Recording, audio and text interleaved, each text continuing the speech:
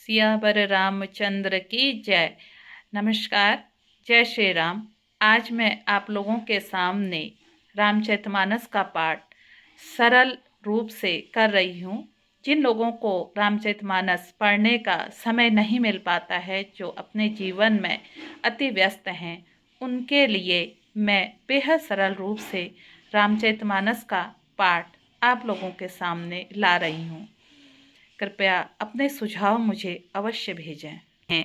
तुलसीदास जी कहते हैं, अक्षरों के अर्थ समूहों, रसों, छंदों और मंगलों की करने वाली सरस्वती जी और गणेश जी की मैं वंदना करता हूँ। श्रद्धा और विश्वास के स्वरूप श्री पार्वती जी और श्री शंकर जी की मैं वंदना करता हूँ, जिनके बिना सिद्धजन अपने अंतकरण में स्थित ईश्वर को नहीं देख सकते हैं। ज्ञानमयी नित्य शंकर रूपी गुरु की मैं वंदना करता हूँ, जिनके आश्रित होने से ही टेढ़ा चंद्रमा भी सर्वत्र वंदित होता है। श्री सीताराम जी के गुण रूपी पवित्र वन विहार करने वाली विशुद्ध विज्ञान संपन्न कवीश्वर श्री वाल्मीकि जी और कपीश्वर श्री हनुमान जी की मैं वंदना करता हूँ। उत्पत्ति, स्थिति, पालन और संहार करने वाली, कलेशों को हरने वाली तथा संपूर्ण कल्याणों को कल्याण करने वाली श्री रामचंद्र जी की प्रियतमा श्री सीता जी को मैं नमस्कार करता हूँ। जिनके माया के वशीभूत संपूर्ण विश्व ब्रह्मादि देवता और असुर हैं, जिनकी सत्ता से रस्सी में सर्प के भ्रम की भांति यह सारा दृश्य जगत सत्य ही प्रतीत होता है, और जिनके केवल चरण ही भवसागर से तरने की इच्छा वालों के लिए एकमात्र नौका हैं, उन समस्त कारणों पर सब कारणों के कारण और सबसे श्रेष्ठ राम कहने वाले भगवान हरि की मैं वंदना करता हूँ। अनेक पुराण, वेद और तंत्र शास्त्र से सम्मत तथा जो रामायण में वर्णित हैं और जो कुछ अन्यत्र से भी उपलब्ध हैं, श्री रघुनाथ जी की कथा को तुलसीदास अपने अंतकरण के सुख के लिए अत्यंत मनोहर भाषा में विस्तृत करता है, जिन्हें स्मरण करने से सब कार्य सिद्ध होते हैं। जो गणों के स्वामी और सुंदर हाथी के मुख वाले हैं, वे बुद्धि राशि के और शुभ गुणों के धाम श्री गणेश जी मुझ पर कृपा करें, जिनकी कृपा से गूंगा बहुत ही सुंदर बोलने वाला हो जाता है और लंगड़ा लूला दुर्गम पहाड़ पर चढ़ जाता है। वे कलयुग सब पापों को जला डालने वाले दयालु भगवान मुझ पर द्रवित हों और दया करें। जो नील कमल के समान श्याम वर्ण हैं, पूर्ण खिले हुए लाल कमल के समान जिनके नेत्र हैं, और जो सदा क्षीर सागर में शयन करते हैं, वो भगवान मेरे नारायण मेरे हृदय में निवास करें। जिनके कुंद के पुष्प और चंद्रमा के समान गौर शरीर हैं, जो पार्वती जी के प्रियतम और दया धाम, और जिनके दो दीनों पर स्नेह है, वे कामदेव का मर्दन करने वाले शंकर जी मुझ पर कृपा करें। मैं उन गुरु महाराज जी के चरण कमल की वंदना करता हूँ, जो कृपा के समुद्र और नर रूप में हरि ही हैं, जिनके वचन मोह रूपी घने अंधकार को नाश करने के लिए सूर्य की किरणों में समूह हैं। मैं गुरु महाराज जी के चरण कमलों के रज की वंदना करता हूँ, जो सुरुचि सुंदर स्वाद सुगंध तथा अनुराग रूपी रस से पूर्ण हैं। वह अमर मूल संजीवनी जड़ी का सुंदर चूर्ण है, जो संपूर्ण भव रोगों के परिवार को नाश करने वाला है। वह रज सुकृति पुण्यवान पुरुष रूपी शिवजी के शरीर पर सुशोभित निर्मल विभूति और सुंदर कल्याण और आनंद की जननी है। भक्तजन के मन रूपी सुंदर दर्पण के मैल को दूर करने वाली और तिलक करने से गुणों के समूह को वश में करने वाली है। श्री गुरु महाराज के चरण नखों की ज्योति मणियों के प्रकाश के समान है, जिसके स्मरण करते ही हृदय में दिव्य दृष्टि उत्पन्न हो जाती है। वह प्रकाश अज्ञान रूपी अंधकार का नाश करने वाला है। वह जिसके हृदय में आता जाता है, उसके बड़े भाग्य हैं। उसके हृदय में आते ही हृदय निर्मल नेत्र खुल जाते हैं। संसार रूपी रात्रि के दुख दोष मिट जाते हैं एवं श्री रामचरित्र रूपी मणि और माणिक्य गुप्त और प्रकट जहाँ जो जिस खान में है सब दिखाई पड़ने लगते हैं। जैसे सिद्ध जनों को नेत्रों में लगाकर साधक सिद्ध और सुजान पर्वतों, वनों और पृथ्वी के अंदर कौतुक से बहुत सी खाने देखते हैं। श्री गुरु महाराज जी के चरणों को रज कोमल और सुंदर नयनामित अंजन है, जो नेत्रों के दोषों का नाश करने वाला है। उस अंजन से विवेक रूपी नेत्रों को निर्मल करके मैं संसार रूपी बंधन से छुड़ाने वाले श्री रामचरित्र का वर्णन करता हूँ।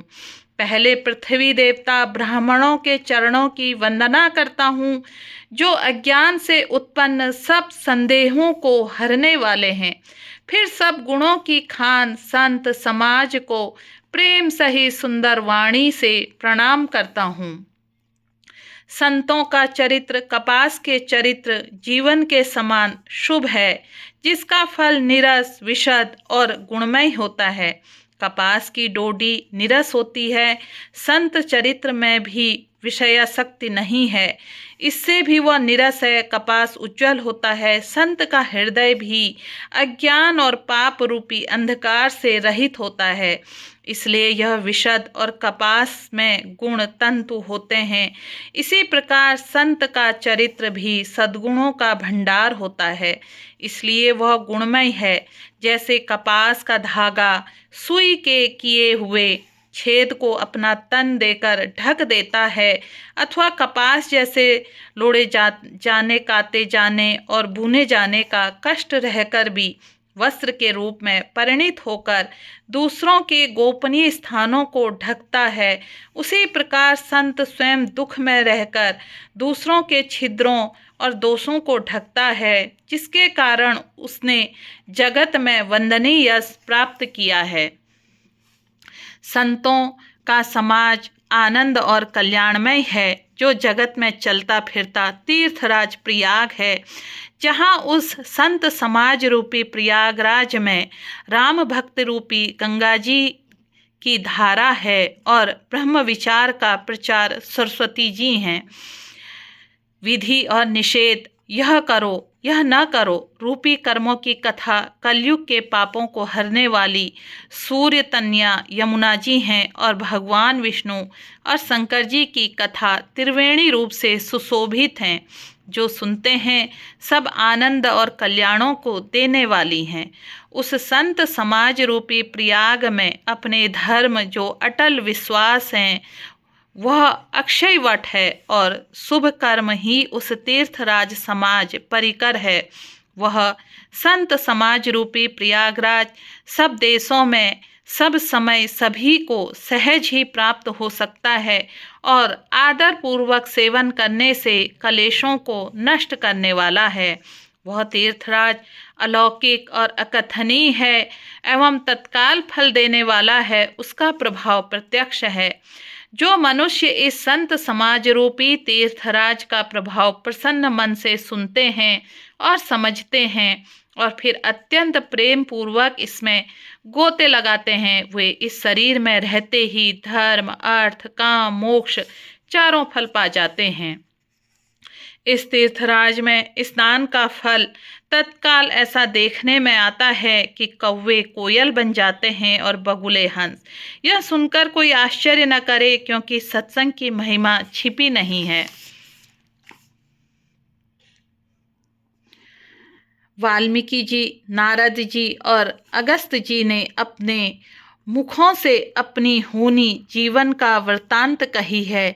जल में रहने वाले, जमीन पर चलने वाले और आकाश में विचरने वाले नाना प्रकार के जड़ चेतन जितने जीव इस जगत में हैं, उनमें से जिसने जिस समय जहाँ कहीं भी जिस किसी यत्न से बुद्धि, कीर्ति, सद्गति, विभूति, ऐश्वर्य और भलाई पाई है, सो सब सत्संग का ही प्रभाव समझना चाहिए।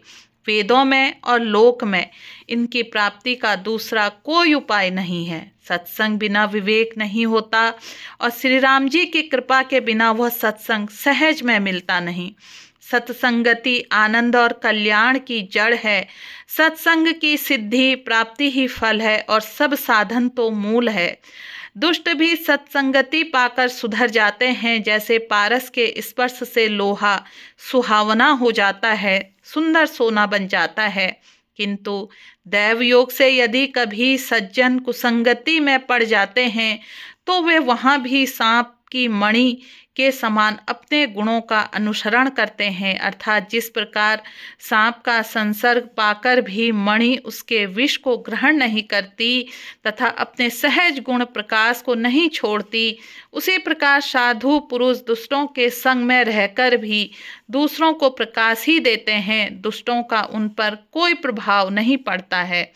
ब्रह्मा विष्णु शिव और कवि और पंडितों की वाणी भी संत महिमा का वर्णन करने में सकुचाती है। वह मुझसे किस प्रकार नहीं कही जाती। जैसे साग तरकारी बेचने वाले से मणियों के गुण समूह नहीं कहे जा सकते हैं। मैं संतों को प्रणाम करता हूँ जिनके चित्त में समता है, जिनका न कोई मित्र है न कोई शत्रु है। जैसे अंजलि में रखे हुए सुंदर फूल जिस हाथ ने फूलों को तोड़ा और जिसने उनको रखा, उन दोनों ही हाथों को समान रूप से सुगंधित करते हैं।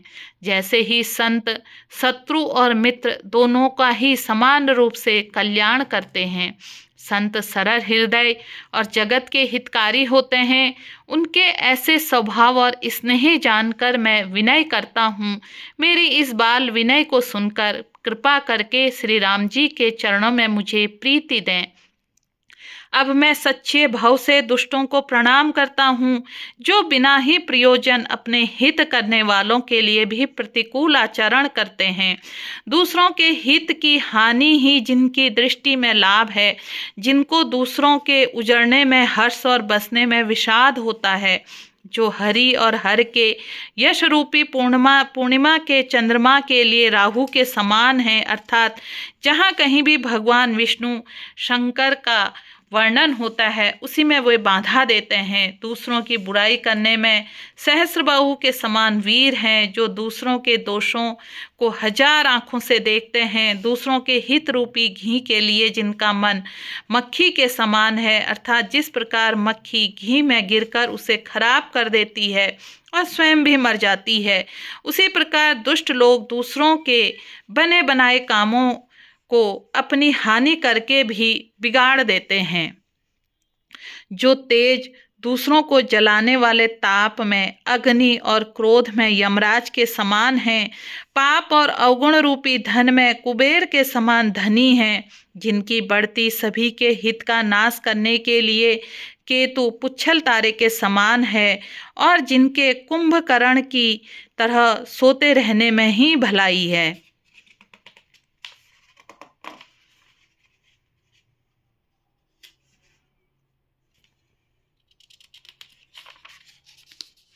जैसे ओले खेतों का नाश करके आप ही गल जाते हैं, वैसे ही दूसरों का काम बिगाड़ के लिए अपना शरीर तक छोड़ देते हैं। मैं दुष्टों को हजार मुख वाले शेष जी के समान समझकर प्रणाम करता हूँ, जो पराये दोषों का हजार मुखों से बड़े रोष के साथ वर्णन करते हैं। पुनः उनको राजा पृथु, जिन्होंने भगवान का यश सुनने के लिए 10,000 कान मांगे थे, के समान जानकर प्रणाम करता हूँ, जो 10,000 कानों से दूसरों के पापों को सुनते हैं। फिर इंद्र के समान मानकर उनकी विनय करता हूँ, जिनको सुरा मदिरा नीकी और हितकारी मालूम देती है। इंद्र के लिए भी सुरानिक अर्थात देवताओं का सेना हितकारी है, जिनको कठोर वचन रूपी वज्र सदा प्यारा लगता है और जो हजार आँखों से दूसरों के दोषों को देखते हैं। दुष्टों की यह रीति है, वे उदासीन शत्रु अथवा मित्र किसी का भी हित सुनकर जलते हैं। यह जानकर दोनों हाथ जोड़कर यह जन प्रेम पूर्वक उनसे विनय करता है। मैं अपनी ओर से विनती की है, परंतु वे अपनी ओर से कभी नहीं चूकेंगे। कौवों को बड़े प्रेम से पालिए, परंतु वे क्या कभी किसी मांस के त्यागी हो सकते हैं? अब मैं संत और असंत दोनों के चरणों की वंदना करता हूँ। दोनों ही कोई दुख देने वाले हैं, परंतु उनमें कुछ अंतर कहा गया है। वह अंतर यह है कि एक संत तो बिछुड़ते समय प्राण हर लेते हैं, दूसरे असंत मिलते ही तब दारुण दुख देते हैं। अर्थात संतों का बिछुड़ना मरने के समान दुखदाई होता है और असंतों का मिलना। दोनों संत और असंत जगत में एक साथ पैदा होते हैं और एक साथ पैदा होने वाले कमल और जोंक की तरह उनके गुण अलग अलग होते हैं। कमल दर्शन और स्पर्श से सुख देता है, किंतु जोंक शरीर का स्पर्श पाते ही रक्त चूसने लगती है।